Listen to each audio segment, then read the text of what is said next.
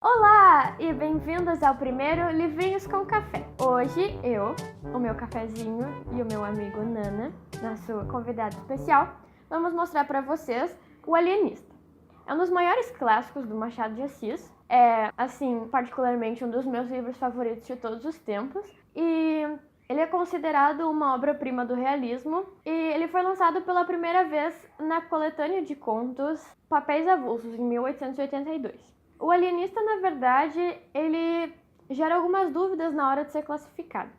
Tem especialistas que classificam como uma novela, mas aí faltam algumas características, então ele é mais conhecido como um conto longo. Ele retrata o Simão Bacamarte, na época um alienista, hoje seria chamado de psiquiatra, que é formado em Coimbra e volta para sua terra natal, no Brasil, Itaguaí. E ele é um homem de razões perfeitas, ele é totalmente equilibrado, e ele é totalmente racional. E ele desenvolve uma paixão por estudar o intelecto, a mente humana, principalmente a loucura. E ele abre o primeiro hospício, chamado de Casa Verde, porque é verde, né? Obviamente. E ele abre então em Itaguaí, e surge a pergunta: quem é louco em Itaguaí? É uma das perguntas-chave, na verdade, que ficaram muito famosas mesmo. Para quem não conhece o livro, já pode ter ouvido falar nela. Na verdade, toda a trama da história, a parte principal, vai rolar ao redor dessa pergunta: quem é louco em Itaguaí? No início, para o Simão Bacamarte, a primeira teoria que Machado de Assis desenvolve, então, é de que os loucos são aqueles que não têm as razões, os sentimentos perfeitamente equilibrados. Aí no início ele vai colocar casos mais extremos, casos que chamam mais a atenção da população, e internar eles no hospício, no caso, na Casa Verde. Fanáticos religiosos, pessoas que são vistas pela população como aquelas que não batem bem, são aquelas que vão ser internadas primeiro na Casa Verde. Só que aí, ao longo do tempo, o Simão Bacamarte começa a ver loucura em todo mundo. Ele vê loucura nos tiques que as pessoas têm, aí ele vai lá e interna elas. E ele interna uma pessoa que gera uma revolta muito grande na sociedade, o Costa, porque ele diz que o Costa, ele não podia ser muito certo, porque ele herdou uma grande fortuna e, ao invés de guardar para ele mesmo ou para gastar com benefícios próprios, o Costa, ele dá o dinheiro para os outros sem se preocupar em cobrar, e aí ele acaba ficando pobre. Daí, para o Simão Bacamarte, um cara das razões assim perfeitas, super equilibradas, aquilo não faz o menor sentido. Só que o Costa, ele era adorado pela população de Itaguaí, e isso vai começar a gerar revolta. A partir daí, as pessoas começam a ficar se perguntando se o que o Simão Bacamarte está fazendo realmente faz sentido, se ele realmente sabe o que ele está fazendo e se não é ele o louco. A primeira revolta que acontece é a revolta dos canjicas, porque ela é liderada pelo barbeiro Porfírio, apelidado de Canjica, e ele reúne a população que está revoltada com o Simão Bacamarte, e eles vão lá e fazem a revolta dos canjicas. Na verdade, ele está fazendo isso para agradar o povo, que não está satisfeito com o Simão, e ver se ele ganha um cargo político por agradar o povo. Ver se ele vai ser eleito, se ele vai ser escolhido. Aí o que acontece? Eles vão lá e o Simão recebe eles tão bem, tão racional, tão equilibrado, que eles ficam: não, isso não faz sentido. Aí, depois de um tempo, ele começa a internar todo mundo mesmo. E aí o que acontece? As pessoas decidem: não, isso não pode continuar mais, ele tem que fechar a Casa Verde, isso não tá certo. E aí, o que acontece? Tem outra revolta, liderada por outro barbeiro, porque o Porfírio, inclusive, vai ser internado. E aí, eles quebram tudo, eles ficam loucos, eles atacam a Casa Verde. Ah, sim, só um momento. Eles não ficam loucos de serem insanos mentalmente, eles ficam loucos de emputecidos mesmo. Eles vão lá, eles atacam. É como se fosse uma batalha medieval, nas características irônicas do Machado de Assis. E o que acontece? O Simão Bacamarte, ele não desiste, e ele decide então internar todo mundo. Só que aí ele vai perceber que sobrou só ele.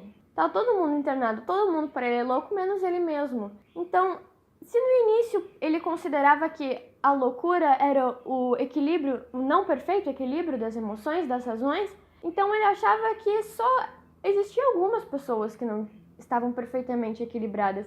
Então, loucura era uma exceção.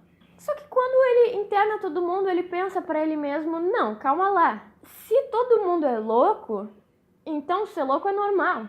quem não é normal sou eu tenho que ficar louco para ser normal. Aí, o final, que é surpreendente porque tu se prende na trama quando tu tá lendo, é que a resposta é: quem é louco em Itaguaí é o próprio Simão Bacamarte. Porque ele é perfeitamente racional, ele é perfeitamente equilibrado e isso não existe. Seres humanos são desequilibrados, seres humanos têm instintos, paixões e emoções. E aí o Simão Bacamarte, ele solta todo mundo e ele se interna. Ou seja, quem é louco em Itaguaí? O próprio Simão. E, na verdade, o objetivo do Machado de Assis é satirizar, ironizar ao escrever esse conto, que naquela época era muito valorizado as ideias do positivismo, que tudo que for considerado certo, mas não possa ser comprovado pela ciência, não é verdade, não é verdadeiro. Tudo que tem que ser comprovado cientificamente e pela razão para ser considerado verdadeiro. Então, naquela época, as pessoas eram consideradas intelectuais, quando eles eram grandes racionais, quando eles não eram muito levados pelas emoções. E aí o Machado de Assis, ele vai lá e satiriza isso, porque os seres humanos, eles não são assim. Eles são os únicos seres humanos, eles são os únicos seres racionais, mas eles não são assim, são uma pequena parte que é controlada pela razão. Cafézinho. E aí o Machado apresenta essa sátira naquela ironia fina, naquele humor negro que ele utiliza também, com aquele pessimismo por trás, de que no final todo mundo é louco, de que no final ninguém é perfeito, ninguém é normal, e ser perfeito é o que está errado, de que todo mundo nasce para ter algum erro. É muito importante também saber o que representa cada personagem. A Evarista de Costa e Mascarenhas é a esposa do Simão Bacamarte e ela, na verdade, é para ser uma representação do quão racional ele era. Porque ele não gostava muito dela, na verdade ele não gostava nada dela, ele não nutria sentimentos por ela, ele não achava ela bonita, mas ele casou com ela pelas características físicas dela. Porque ela era uma pessoa que tinha uma rotina, porque ela era uma pessoa que tinha o quadril mais amplo e seios abastados, então ela seria uma boa mãe, ela seria um bom utensílio para carregar os filhos dele e dar os filhos mais saudáveis possíveis. Outra característica importante da história é que o Porfírio, no caso, ele representa também uma personalidade, assim como o Simão e a Evarista, de que a ambição pelo poder controla às vezes alguns seres humanos. Então, essa ambição pelo poder do Porfírio, de levar ele a um cargo político, levou ele a fazer uma revolta com a população contra o próprio Simão. E isso o Machado fazia muito nas obras dele. Ele representava tipos humanos, porque a prioridade dele era o psicológico, eram as características da pessoa como humano. Representava um tipo de pessoa, e não uma pessoa em si, entende? Então, ele representa nessa história um tipo racional perfeito, todas as loucuras, todos os desequilíbrios e também uma característica que é muito forte na sociedade, sempre foi, que é a ambição. Aí agora, assim, para facilitar a vida das pessoas que ficaram curiosas e querem muito ler a obra, existem várias versões do Alienista, que é só o conto, que tem em torno de 80, 90 páginas, e esse daqui foi comprado em torno de 99 da LPM Pocket e na época custava uns R$4. Então, como tem coisas na vida que ainda são baratas, provavelmente deve ser uns 6 ou 7. E também tem dentro do Papéis Avulsos, que nem eu falei no início do vídeo. E para quem não sabe, o Papéis Avulsos no seu todo é uma das leituras obrigatórias do vestibular da URGS, que é a Universidade Federal do Rio Grande do Sul.